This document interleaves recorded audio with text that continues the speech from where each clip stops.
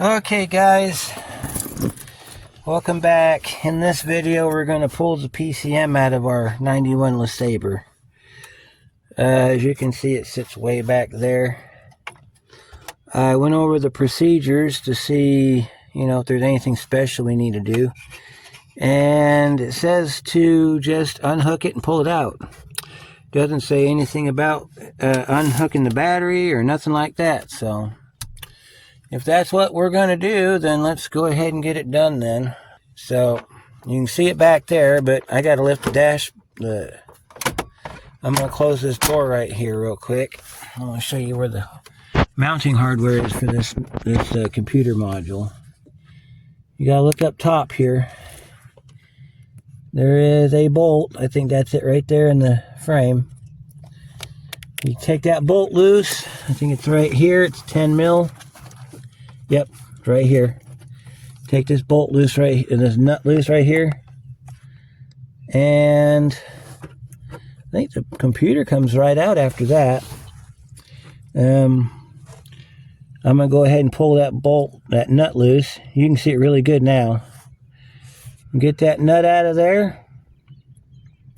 And then should slide right out. So we'll see what happens. I'm going to go ahead and get that done. And I'll bring you back as I'm getting ready to pull the computer down. So we'll be right back. Okay, so it says after you take the nut off, you got to pick it up over. You can see where the bracket sticking through the brace there on the car. We're going to go ahead and we'll see if we can pull this thing over and straight down.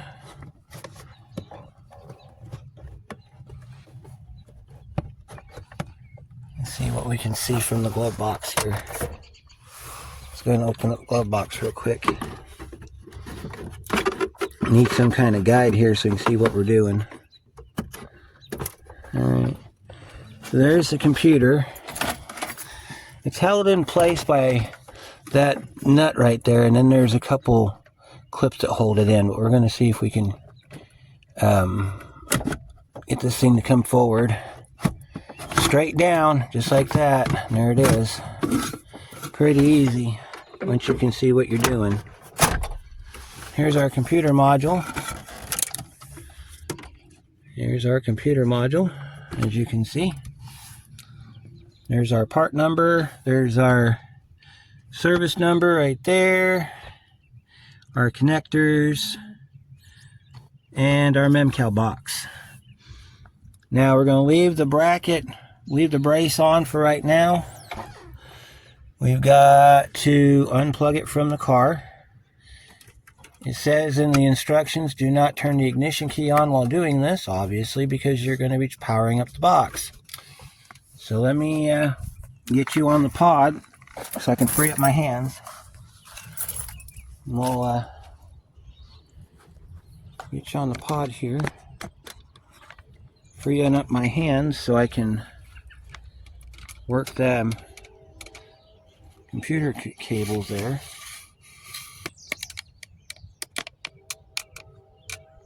It's actually pretty simple to get this box out.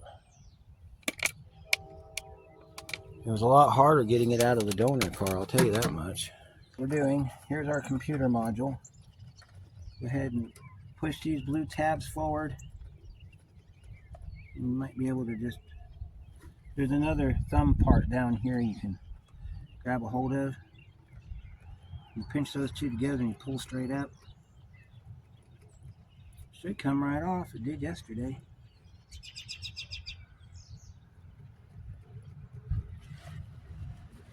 Let me see if I can turn this around so I can get a better view of it. Alright, let me grab a screwdriver and we'll pry up on that real quick. Alright, so here's your computer box. Take your screwdriver. Just kind of pry against the computer and the clip.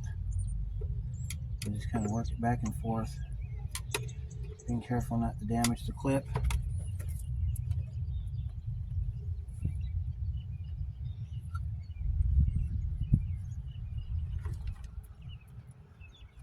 Here's that one.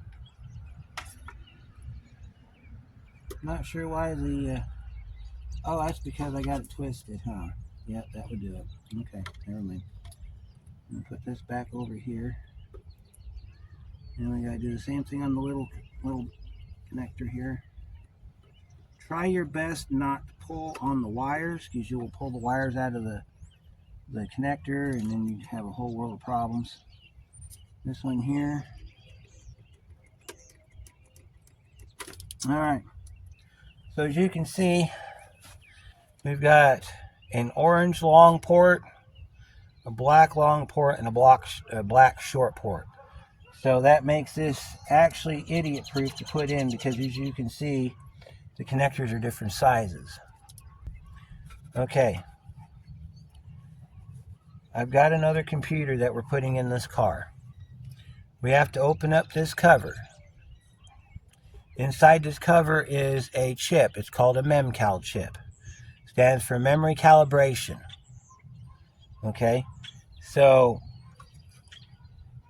we're also going to see what we can see inside this cover as far as like any damage.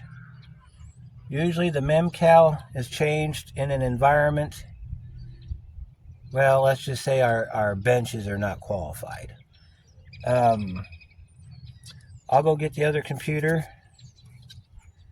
and we will look at installing the MEM-CAL chip into this one if we have the same problems as we did before, because we can, before we install this into its holder under the hood or under the dashboard, we can turn the car on and see if we're going to have the same error codes we did before.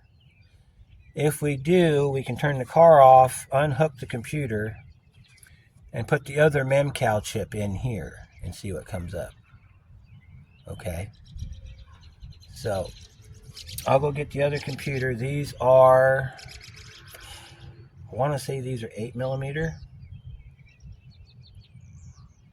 So we will set this on the floor like that. I will go get the necessary tools and I will show you how this works. Okay, I got our replacement computer right here. That's your part number. This is an O'Reilly replacement, but it can't open this one up.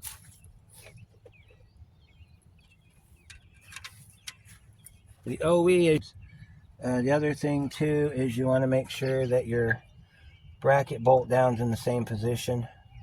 If it isn't, let's say you got to move it over here, which that would be an absolute pain to try to get out, then these panels right here, these do come loose. You take a flat screwdriver and you pry that back, you slide that down, and then you can move it to wherever you need it to be moved to. So we're going to put our new computer to the side. I've got a 1/4 inch bit here. We're going to take this cover off and we're going to inspect the MEM-CAL. And we're going to be ready to switch it over. So the way this will work is I will open up both doors, and then I will remove one chip and put it in the other.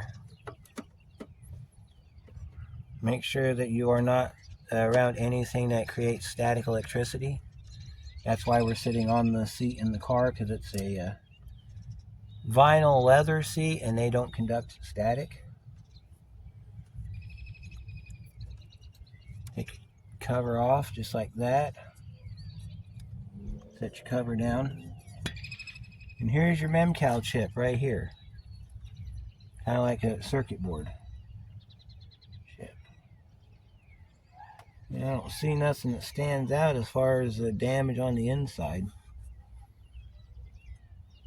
Okay, so it says you gotta pry out on these two tabs right here, I think.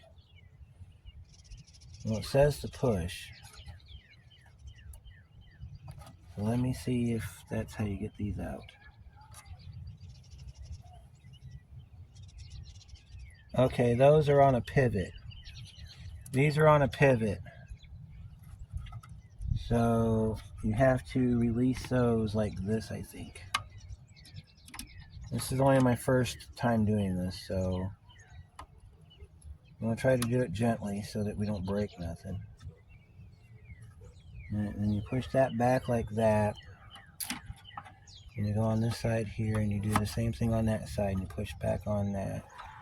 And it's kind of like in a computer, because as you push down on the sides, it lifts up on the chip. So watch. I'm going to push down on the sides, it's going to push the chip up. See that? And you pick your MEM-CAL up, you move it off. And that's your MEM-CAL chip. There's that's a number. If you ever need to give GM a calibration number, that's your calibration number. That's the chip number right there. So that's how you read the chip number. We set that up there out of the way. We will take our OEM computer, we will set it to the side. Now we're going to get our replacement computer opened up.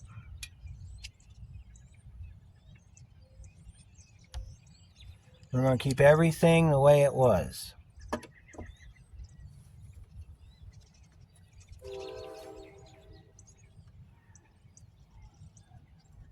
Now, as far as reading the computer, I don't know if we're going to be able to read it as a 90 still. We should be able to, because we're using our MEM-CAL chip, which has the calibrations in it for the scan tool. We should be able to read it the same way that we did before. So we will see if that's the case or not. Alright, so we're going to pulse this one back. We'll set that one over here out of the way. Alright, and just like on the other one, we're going to grab our tabs and we're going to push back on them like that. That one's stuck, so we're going to have to use the, have to push it back down like that. We're going to have to release this one with the screwdriver.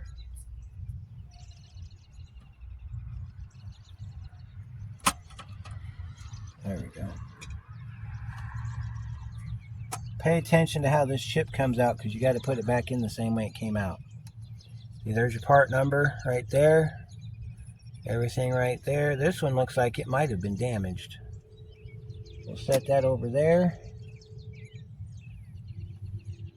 Alright, we'll make sure that all of our computer looks good. Looks fine to me.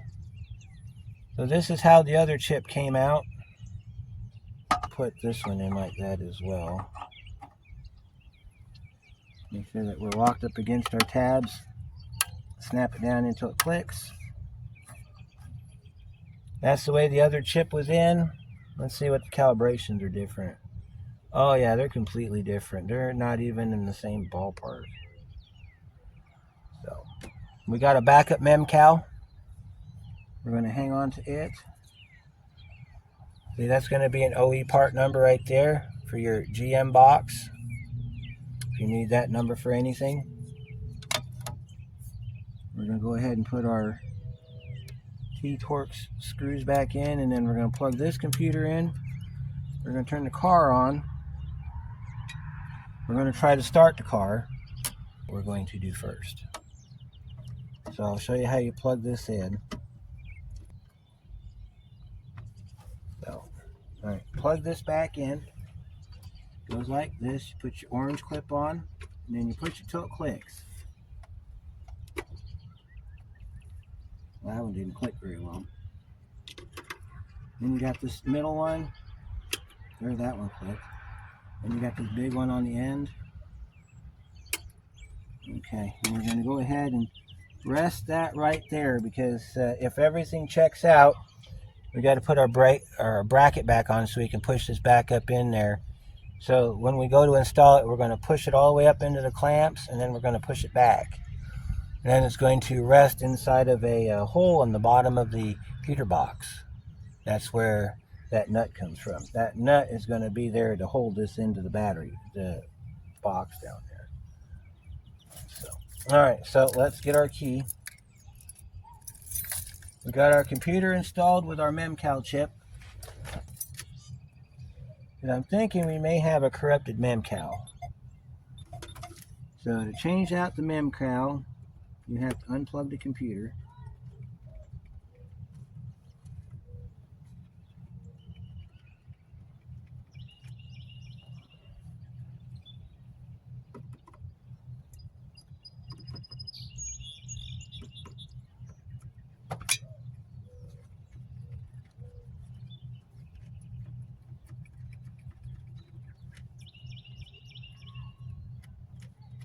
Hey, these are some tough connectors.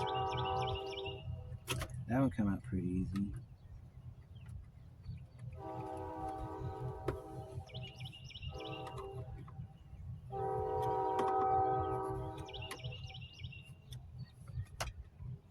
There's that one. So what we're going to do is we're going to put the original MEM-CAL in here that came in it when I picked it up from the junkyard. This came out of a 90 LeSabre. Same color as this car, except it had the blue interior. So, as far as the calibrations go, it should be identical.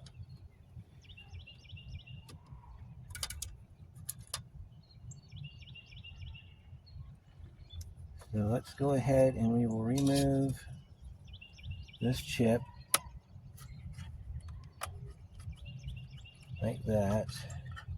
Good news is we didn't have a code chip error, so that means that we put the chip in correctly.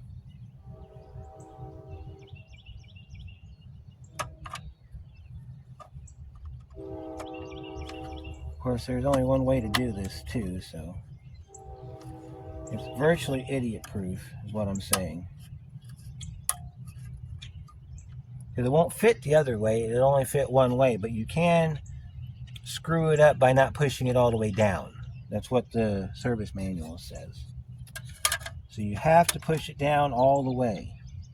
And you got to make sure that the locks on the sides lock in and they click into place. That's the best way to do it, according to the service book.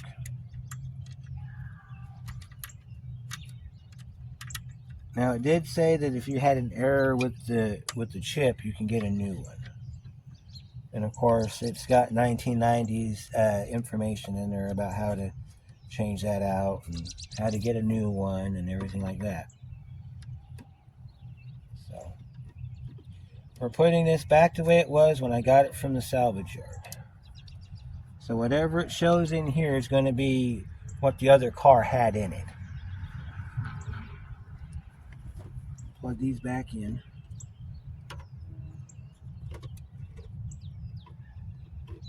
Doesn't matter which one you plug in first.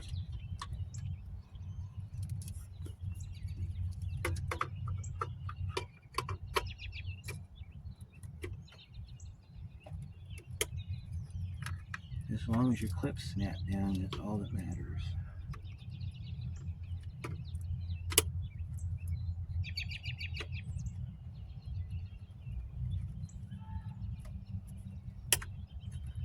Heard 3 solid clicks that time.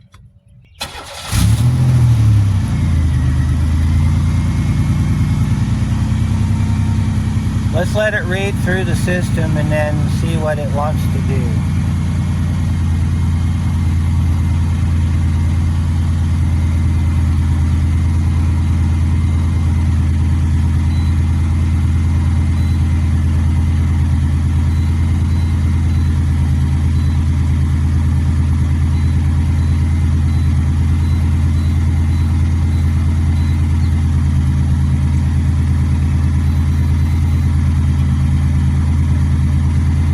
Now we got 15 codes in here while it's running. Let's see what the 62 engine oil temperature sensor fault or gear switch signal circuit fault or onboard cruise control fault, vacuum solenoid. 53 volt system voltage too high, or EGR system fault or alternator voltage not normal or vehicle anti-theft system fault.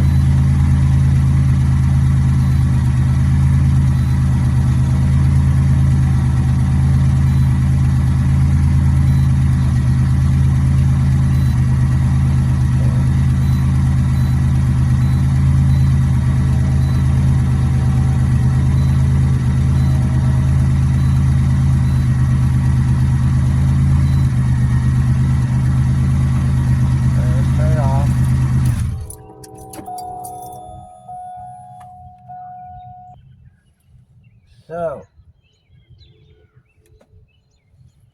I wonder what that tells us.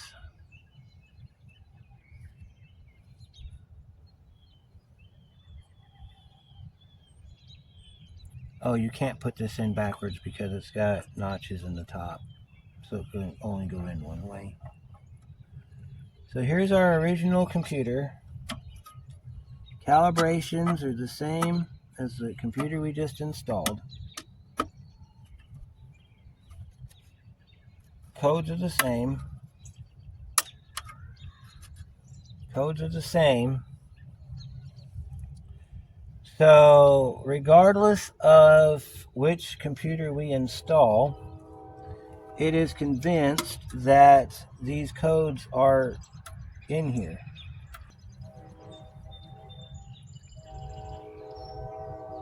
So